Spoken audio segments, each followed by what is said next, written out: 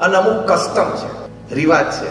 For example, પરણીને હંમેશા સ્ત્રી જ સાસરે જાય છે, પરણીને પુરુષ સાસરે જાય એવી રિવાજ ખરો? પણ તમે સ્વીકારો છો. હવે ત્યાં કોઈ લેડીઝ એમ ના કહી શકે કે દર વખતે અમારે સાસરે જવાનું. કોક દાડો તો એવું કરો, તમે સાસરે આવો પરણી.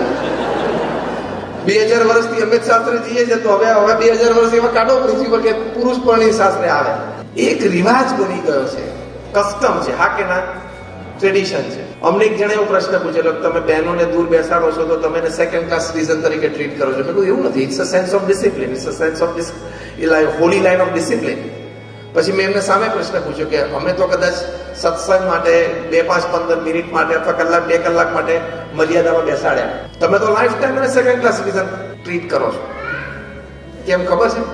તમારી સાથે લગ્ન થાય એટલે એને એના પિતાનું નામ મૂકી દેવાનું ને એનું લાસ્ટ નેમ મૂકી દેવાની. જે આઈડેન્ટિટીથી એ છોકરી 25 વર્ષ જીવી હોય એ તમારા જોડે લગ્ન કરી આઈડેન્ટિટી છોડી દે, તો તમે એને સેકન્ડ ક્લાસ બનાવી દીધી.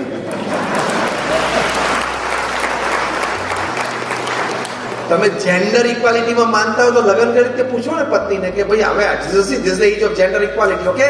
સો after our marriage which last name we should keep, yours or mine?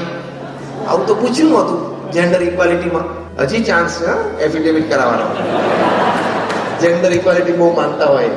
પછી આપણા જે સંતાનો થશે ભવિષ્યમાં એ કઈ સરનેમ રાખે, તારી રાખે કે મારી રાખે, એવું ચોઈસ આપી હતી? લેડીઝ ફર્સ્ટ બોલવા વાળા એવી ચોઈસ આપી હતી લેડીઝને લગ્ન કરતી વખતે? એટલે હવે જે લેડીઝ ફર્સ્ટ અને જેન્ડર ઇક્વાલિટી કહેતા હોય એ લોકોને આ સજેશન છે. પહેલી ચોઈસ શું આપવાની લગ્ન પહેલા? કે પરણીને તું મારા ઘરે આવીશ કે હું તારા ઘરે આવું? બોલ, તું પહેલા બોલ, ચોઈસ તારી. અને બોલે ને કે ઘરે આવવાનું જવું પડશે, હા લેડીઝ ફર્સ્ટ છે. એમાં રાઈટ ઓર રોંગ?